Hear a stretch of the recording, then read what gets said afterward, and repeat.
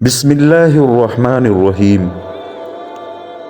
دوستو، آج کا ہمارا موضوع ہے کہ کیا حکومت کرنے والا، امیر بننے والا شخص قیامت کے دن اللہ کے سامنے کس حال میں کھڑا ہوگا؟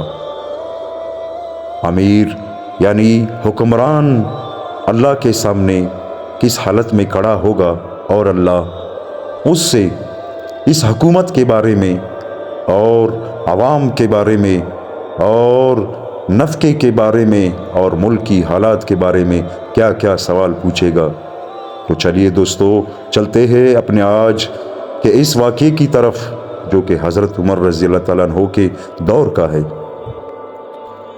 حضرت ابو وائل شقیق بن سلمہ رحمۃ اللہ علیہ کہتے ہیں کہ حضرت عمر بن خطاب رضی اللہ تعالیٰ عنہ نے حضرت بشیر بن عاصم رضی اللہ تعالیٰ عنہ کو حوازن کے صدقات وصول کرنے پر عامل مقرر کیا، لیکن حضرت بشیر حوازن کے صدقات وصول کرنے نہ گئے۔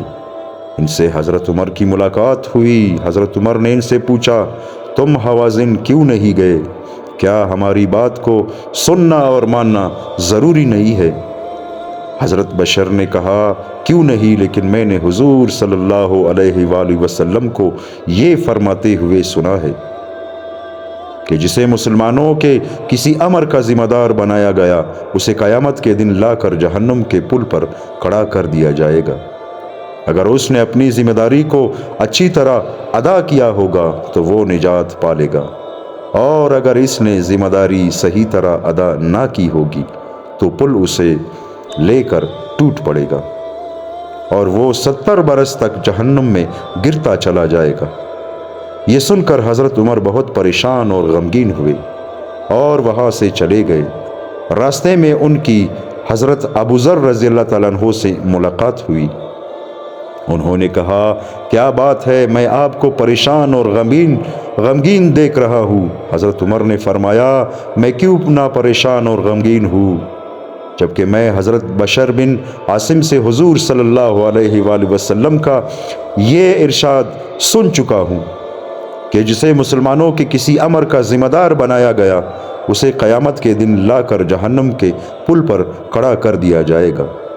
اگر اس نے اپنی ذمہ داری کو اچھی طرح ادا کیا ہوگا تو وہ نجات پالے گا، اور اگر اس نے ذمہ داری صحیح طرح ادا نہ کی ہوگی تو پل اسے لے کر ٹوٹ پڑے گا اور وہ 70 برس تک جہنم میں گرتا چلا جائے گا۔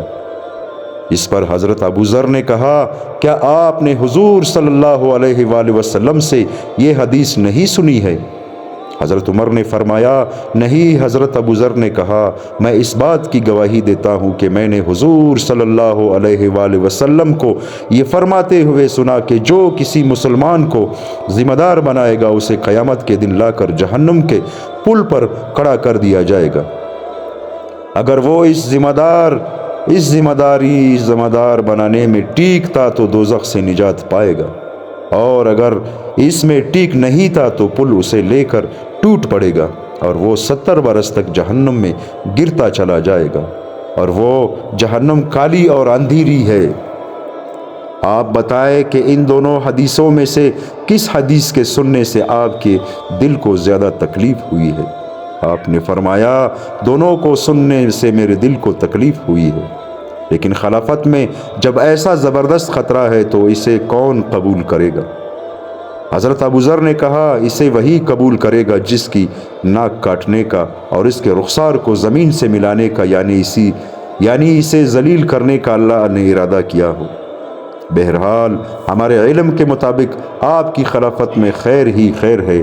ہاں، یہ ہو سکتا ہے کہ آپ اس خلافت کا ذمہ دار ایسے شخص کو بنا دے جو اس میں عدل و انصاف سے کام نہ لے، تو آپ بھی اس کے گناہ سے نہ بچ سکیں گے۔ دوستو، اللہ تعالی ہمیں اور آپ کو ان باتوں پر عمل کرنے کی توفیق عطا فرمائے کہ حضرت عمر رضی اللہ تعالیٰ عنہ کے دور میں صحابہ رضوان اللہ علیہم اجمعین نے صلی اللہ علیہ وآلہ وسلم سے یہ حدیث سنی تھی، رضی اللہ تعالیٰ عنہ کو یہ حدیث سنائی، اور حضرت عمر رضی اللہ تعالیٰ عنہ اس طرح پریشان ہوئے۔ اللہ تعالیٰ ہم پر رحم فرمائے۔ تو ہمارے آج کل کے جو حکمران ہیں ان کے ساتھ کیا ہوگا، یہ تو اللہ ہی کو پتہ ہے کہ ان کے ساتھ کیا ہوگا۔